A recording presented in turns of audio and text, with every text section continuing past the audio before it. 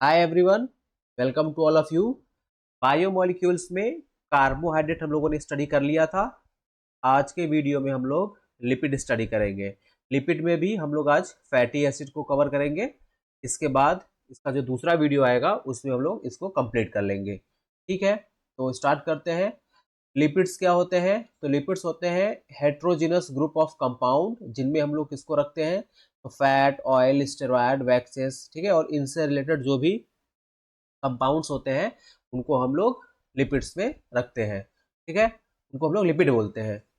Lipids are relatively soluble in organic solvent. क्या होते हैं ये? ऑर्गेनिक सॉल्वेंट में सॉल्युबल होते हैं। और नॉन पोलर सॉल्वेंट जो होते हैं, ऑर्गेनिक सॉल्वेंट यानी नॉन पोलर जो सॉल्वेंट होते हैं, इनमें ये सॉल्युबल होते हैं। ठीक है, जैसे क्लोरोफॉर्म है, मिथेनॉल है, इनमें ये घुल जाएंगे। और इनसॉल्युबल इन वाटर, वाटर में नहीं घुलते हैं, वाटर में ये नहीं घुलते हैं, यानी पोलर सॉल्वेंट में ये नहीं घुलते हैं। ठीक है, तो लिपिड्स जो होते हैं वो नॉन पोलर सॉल्वेंट में घुल जाते हैं और पोलर सॉल्वेंट में नहीं घुलते हैं। ठीक, हाइड्रो इनका नेचर कैसा होता है? तो हाइड्रोफोबिक होता है, वाटर हेटिंग होता है। इनका नेचर होता है हाइड्रोफोबिक, वाटर हेटिंग। और क्यों होता है? तो due to predominance of hydrocarbon chain. ठीक है, हाइड्रोकार्बन चेन का डोमिनेंस होता है, ज्यादा लंबा चेन होता है, इस कारण से ये हाइड्रोफोबिक होते हैं नेचर में। ठीक, जनरली ये asters of different alcohol, chemically ये क्या होते हैं? एस्टर्स ऑफ डिफरेंट एल्कोहल, यानी ये एस्टर होते हैं। एल्कोहल और फैटी एसिड्स के क्या होते हैं? एस्टर्स होते हैं। ठीक, इनमें कार्बन, हाइड्रोजन और ऑक्सीजन के एलिमेंट होते हैं। लिपिड्स में कार्बन, हाइड्रोजन और ऑक्सीजन के एलिमेंट्स होते हैं। फंक्शन क्या है? तो सोर्स ऑफ एनर्जी। ठीक है, इनसे हाई एनर्जी मिलती है। कार्बोहाइड्रेट के कंपैरिजन में फैट से या लिपिड से ज्यादा एनर्जी हमको मिलता है। ठीक है, तो पहला है सोर्स ऑफ एनर्जी। इसमें फैट के 1 ग्राम से 9 कैलोरी, प्रोटीन के 1 ग्राम से 4 कैलोरी और कार्बोहाइड्रेट के 1 ग्राम से 4 कैलोरी एनर्जी मिलती है। तो फैट जो है ये इन प्रोटीन और कार्बोहाइड्रेट के कंपैरिजन में ज्यादा एनर्जी देता है। ठीक, सेल मेम्ब्रेन का पार्ट होता है, constituent of membrane structure. Cell membrane lipid का बाइलेयर होता है ना? जो सेल मेम्ब्रेन होता है सेल का, वो लिपिड का बाइलेयर होता है। तो वहां पे भी लिपिड होता है, उसका कंपोनेंट होता है सेल मेम्ब्रेन का। और क्या करता है? रेगुलेट करता है मेम्ब्रेन की परमिबिलिटी को। ठीक है, मेम्ब्रेन के परमिबिलिटी को, फ्लूइडिटी को ये क्या करता है? रेगुलेट करता है। कौन? लिपिड। ठीक है, अगला है source of fat soluble vitamin. ठीक है, लिपिड क्या होते हैं? Source of fat soluble vitamin. ठीक है, soluble fat soluble vitamin A, D, के, ई, है ना? ए, डी, ई, ए, के, ये जो होते हैं ये फैट सॉल्युबल विटामिन है। तो जो हम लोग विटामिन लेते हैं तो फैट जो सॉल्युबल विटामिन स्टोर होते हैं, फैट में क्या होते हैं? स्टोर होते हैं। ठीक है, अगला है important as cellular metabolic regulators. ठीक है, ये हार्मोन्स के फॉर्म में या प्रोस्टाग्लैंडिन्स के फॉर्म में ये कुछ मेटाबॉलिक प्रोसेस को क्या करते हैं? रेगुलेट करते हैं। ठीक है, सेलुलर मेटाबॉलिक रेगुलेटर। ठीक है, स्टेरॉयड हार्मोन्स एंड प्रोस्टाग्लैंडिन्स ये क्या करते हैं? बॉडी में कुछ मेटाबॉलिक जो प्रोसेस होती है उनको वो क्या करते हैं? रेगुलेट करते हैं। ठीक, fat stored in adipose tissue, skin के नीचे एडिपोज टिश्यू में ये क्या होते हैं? स्टोर होते हैं फैट। और ये थर्मल इंसुलेटर का काम करते हैं, ये थर्मल इंसुलेटर का काम करते हैं। ठीक है, जो मोटे लोग होते हैं जिनमें की फैट ज्यादा होता है, जमा होता है स्किन पर, उनको ठंडी कम लगती है। उसका रीजन क्या होता है? यही होता है। ठीक है, ये इंसुलेटर की तरह काम करते हैं। एज कंपाउंड ऑफ या component of inner mitochondrial membrane, lipid generally phospholipid होता है, participate in electron transport chain. ठीक है, तो इनर माइटोकॉन्ड्रियल मेम्ब्रेन में ये इलेक्ट्रॉन ट्रांसपोर्ट चेन में भी पार्टिसिपेट करते हैं। कौन? तो लिपिड। ठीक, आगे है क्लासिफिकेशन ऑफ लिपिड। आगे क्या है? Classification of lipid. लिपिड को हम लोगों ने क्लासिफाई किया 3 क्लास में, सिंपल लिपिड, कंपाउंड लिपिड और डेराइव्ड लिपिड्स। ठीक है, सिंपल में ऑयल और वैक्स हो गया, कंपाउंड लिपिड में फॉस्फोलिपिड्स हो गया, ग्लाइकोलिपिड्स हो गया, लाइपोलिपिड्स हो गया, लाइपोप्रोटीन्स हो गया। तो फॉस्फोलिपिड्स क्या होते हैं? जब फॉस्फेट ग्रुप होता है लिपिड के साथ, जब ऑर्थोफॉस्फेरिक एसिड या फॉस्फेट ग्रुप जब जुड़ता है तब उसको हम लोग बोलते हैं फॉस्फोलिपिड। ग्लूकोज या कार्बोहाइड्रेट जुड़ता है तब उसको ग्लाइकोलिपिड्स बोलते हैं। और लिपिड के साथ जब प्रोटीन जुड़ जाता है तब उसको हमको लाइकोप्रोटीन बोलते हैं, तब हम उसको क्या बोलते हैं? लाइपोप्रोटीन। डेराइव्ड लिपिड्स में स्टेरॉइड्स हैं, कैरोटिनॉइड्स हैं और इसेंशियल ऑयल्स हैं। ठीक है, डेराइव्ड लिपिड में स्टेरॉइड्स हैं, कैरोटिनॉइड्स हैं और इसेंशियल ऑयल्स हैं। ठीक, अब इसमें हम लोग देखते हैं सिंपल लिपिड। सिंपल लिपिड क्या होते हैं? सिंपल लिपिड्स है ester of fatty acids with different alcohol. तो एल्कोहल और फैटी एसिड को हम लोग ऐड करेंगे तो उससे एस्टर बनेगा। एस्टर जो होंगे वो क्या होंगे? सिंपल लिपिड्स होंगे। ठीक है, एस्टर के लिए हम लोग बनाते हैं C डबल बॉन्ड OOR। ठीक है, ये क्या है? एस्टर का फॉर्मूला है। ठीक, यहाँ पे आपका कार्बन चेन होगा, कार्बन का चेन होगा यहाँ पे। ठीक है, ROH एल्कोहल हो गया, RCOOH long chain carboxylic group को फैटी एसिड बोलते हैं। ठीक है, लॉन्ग चेन है उसमें और उसके साथ कार्बोक्सिलिक ग्रुप लगा है तो उसको हम लोग क्या बोलते हैं? Fatty acids. तो ये RCOOH फैटी एसिड हो गया, इसके साथ एल्कोहल ग्रुप जुड़ा तो क्या बन गया? एस्टर बन गया। ठीक है, जो कि सिंपल लिपिड है। ठीक, fat oblique oil and wax are two type of non simple lipids. ठीक है, सिंपल लिपिड्स में फैट, ऑयल हो गया और वैक्स हो गया। ठीक, नेचुरल फैट जो होते हैं जिनको हम लोग ट्राई एसिल ग्लिसरॉल्स बोलते हैं, ये एस्टर होते हैं। किसके एस्टर? तो फैटी एसिड और ग्लिसरॉल के। ठीक है, फैटी एसिड और ग्लिसरॉल के जो एस्टर्स होते हैं उनको हम लोग क्या बोलते हैं? नेचुरल फैट या ट्राई एसिल ग्लिसरॉल्स। ठीक, वैक्सेस आर, आगे है waxes are ester of fatty acid, ये भी एस्टर है। तो फैटी एसिड है किसके? With high molecular weight monohydric alcohol. ठीक है, मोनोहाइड्रिक एल्कोहल यानी कि उसमें एल्कोहलिक ग्रुप एक तो होगा लेकिन जो कार्बन का नंबर होगा वो 16 to 36 होगा, 16 से 36 तक कार्बन का नंबर होगा और एक OH ग्रुप होगा उनका। ऐसे एल्कोहल का फैटी एसिड के साथ जब एस्टर बनेगा तो उसको हम लोग क्या बोलेंगे? वैक्स बोलेंगे। ठीक है, उसको क्या बोलेंगे? वैक्स बोलेंगे। और नेचुरल फैट जो होते हैं वो ग्लिसरॉल के साथ में एस्टर बनाते हैं। फैटी एसिड ग्लिसरॉल के साथ एस्टर बनाते हैं।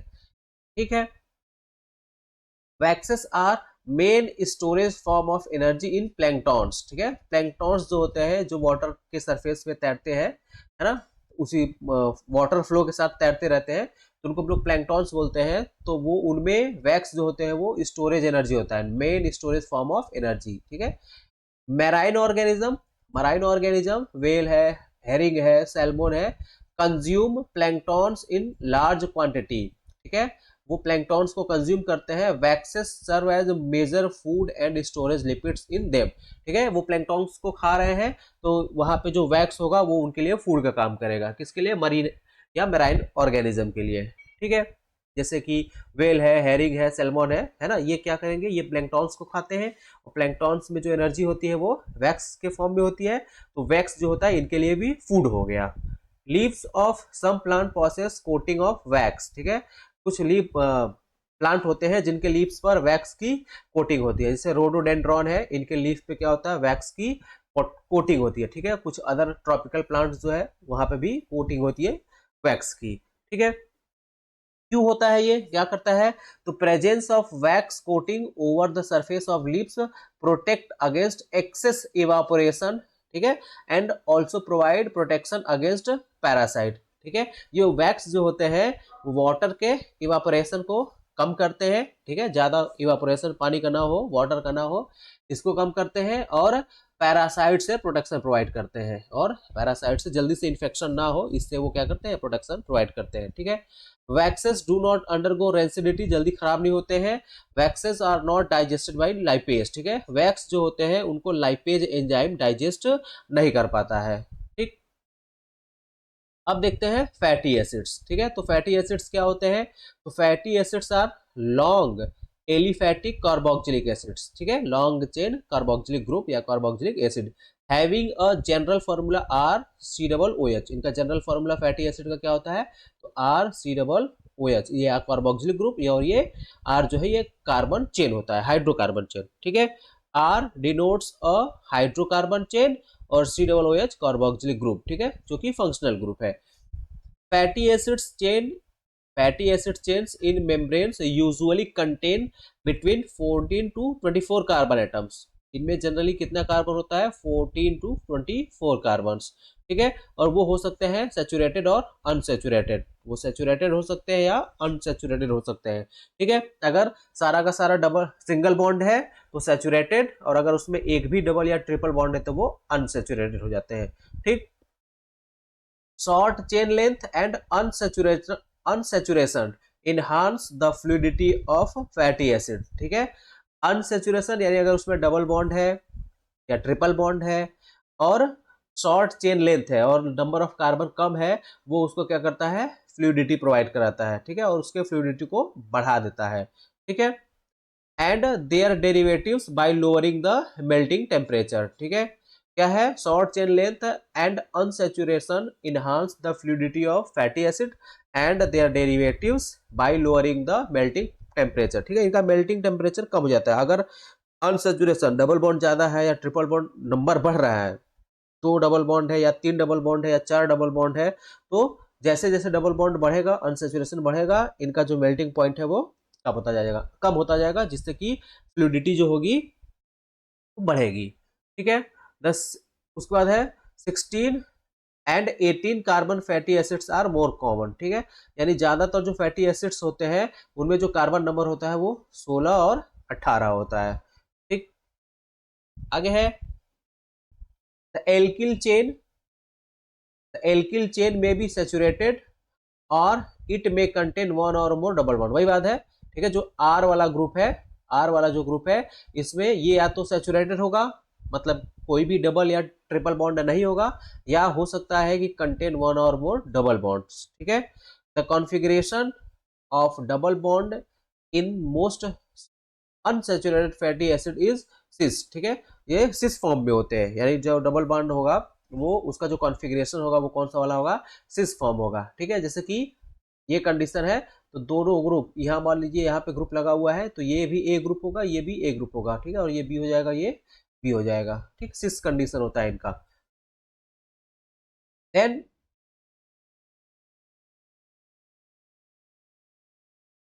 Double bond in polyunsaturated fatty acid, double bond in polyunsaturated fatty acids are separated by at least one methylene group, ठीक है, CH2 ग्रुप। लगातार कार्बन पे डबल बॉन्ड नहीं होगा, एक CH2 ग्रुप का डिफरेंस होगा, उसके बाद में डबल बॉन्ड होगा, ठीक। Fatty acids that contain no carbon carbon double bond are termed saturated, यानी जहां पे कि डबल बॉन्ड या ट्रिपल बॉन्ड नहीं है तो वो सैचुरेटेड, वही चीज लिखा गया है, वो सैचुरेटेड होते हैं, ठीक। Fatty acids that contain double bond are unsaturated fatty acids, जिनमें डबल बॉन्ड होगा वो अनसैचुरेटेड फैटी एसिड्स होगा, ठीक है। Fatty acids with multiple site of unsaturation are termed as polyunsaturated fatty acids, ठीक है, PUFAS पुफाज। इसमें इसको क्या होता है कि जो डबल बॉन्ड होता है इसमें उसका नंबर दो से अधिक होता है, दो तीन चार पांच अगर है तो उसको हम लोग बोल देंगे पॉली अनसैचुरेटेड फैटी एसिड्स, ठीक है। अब फैटी एसिड्स का हम लोग कुछ एग्जांपल देख लेते हैं, examples of saturated fatty acid. पहले हम लोग देखते हैं example of saturated fatty acid, ठीक है। तो कैप्राइलिक एसिड है 8 कार्बन, कैप्रिक एसिड है 10 कार्बन होगा इसमें, लॉरिक एसिड है 12 कार्बन होगा, माइरिस्टिक एसिड है 14 कार्बन होगा, पामिटिक एसिड है 16 कार्बन, स्टीयरिक एसिड 18 कार्बन, और ये सभी क्या है, सैचुरेटेड फैटी एसिड होते हैं। इनमें सारा का सारा सिंगल बॉन्ड होगा, कोई भी डबल बॉन्ड नहीं होगा फंक्शनल ग्रुप को छोड़ के, ठीक। COOH जो होता है कार्बोक्सिलिक ग्रुप, उसका स्ट्रक्चर होता है C डबल बॉन्ड OOH, ठीक है। ये फंक्शनल ग्रुप है, ये क्या है, फंक्शनल ग्रुप है। तो इनको छोड़ करके इधर जो भी R ग्रुप होगा उसमें कोई भी डबल बॉन्ड नहीं होगा, तो वो होगा सैचुरेटेड, ठीक है। और अगर डबल या ट्रिपल बॉन्ड है तब वो हो जाएगा अनसैचुरेटेड। तो अब हम लोग देखते हैं example of unsaturated fatty acid. Unsaturated fatty acids में जिसमें कि सिंगल डबल बॉन्ड हो लेकिन एक डबल बॉन्ड हो तो ओलेइक एसिड है, ठीक है। डबल बॉन्ड कहाँ होगा, तो किस कार्बन पे, तो कार्बन नंबर 9 पे। Unsaturated fatty acids having two double bond, यहाँ पे टू डबल बॉन्ड होगा, तो एग्जांपल है लिनोलेइक एसिड, ठीक है, लिनोलेइक एसिड, ठीक है। इसका फॉर्मूला है C17H31 C डबल OH। इसके पहले का ओलेइक एसिड जो था C, इसमें था C17H33 C डबल OH, और यहाँ पे क्या है C17H31 C डबल OH। यहाँ पे जो डबल बॉन्ड है वो दो है, तो एक 9 कार्बन पे है, कार्बन नंबर 9 पे, और एक 12वें कार्बन नंबर पे, ठीक है। अनसैचुरेटेड, अगला है अनसैचुरेटेड फैटी एसिड्स, इसमें 3 डबल बॉन्ड है, ठीक है, इसमें 3 डबल बॉन्ड है, तो इसका एग्जांपल है लिनोलेनिक एसिड। इसका एग्जांपल क्या है? Linolenic acid. फार्मूला है C17H29, C17H29 C double OH। इसमें 3 डबल बॉन्ड है, तो कार्बन नंबर 9 पे है, 12 पे है और 15 पे है, ठीक। पॉलीअनसैचुरेटेड एसिड्स, इसमें जो कार्बन होगा, डबल बॉन्ड होगा, वो 4 कार्बन पे है, एराकिडोनिक एसिड। एराकिडोनिक एसिड जो है ये polyunsaturated fatty acid C19H31 C double OH, इसमें 5वें कार्बन पे है, 8वें कार्बन पे, 11वें कार्बन और 14वें कार्बन पे डबल बॉन्ड होगा। चेन की जो काउंटिंग होती है वो फंक्शनल ग्रुप की तरफ से होता है। चेन को हम लोग काउंट करेंगे किस तरफ से? तो फंक्शनल ग्रुप की तरफ से, ठीक है, जिधर कार्बोक्सिलिक ग्रुप होगा, ठीक।